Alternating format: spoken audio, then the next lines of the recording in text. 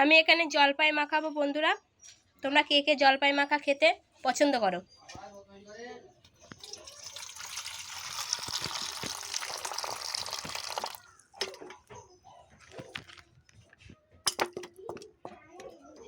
জলপাইগুলো ধুয়ে নেব, জলপাইগুলো কেটে নেব ভালো করে।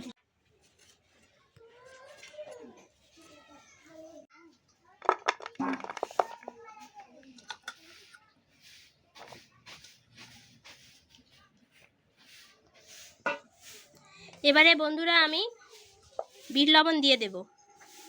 আমার কোচানো হয়ে গেছে সব জলপাইগুলো। এবারে আমি বিট লবণ দিয়ে জিরা গুঁড়া দিয়ে দেব, হালকা লঙ্কা দিয়ে দেব, গুঁড়ো লঙ্কা। আমি হাত দিয়ে মাখছি না, যে কোনো চামচ দিয়ে আপনারা মাখাতে পারেন, যেহেতু লঙ্কা দেওয়া আছে সেই জন্য।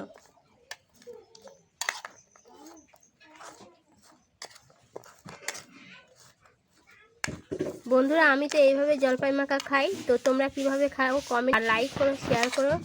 ইউটিউব থেকে দেখে থাকলে সাবস্ক্রাইব করো, পাশে থেকো।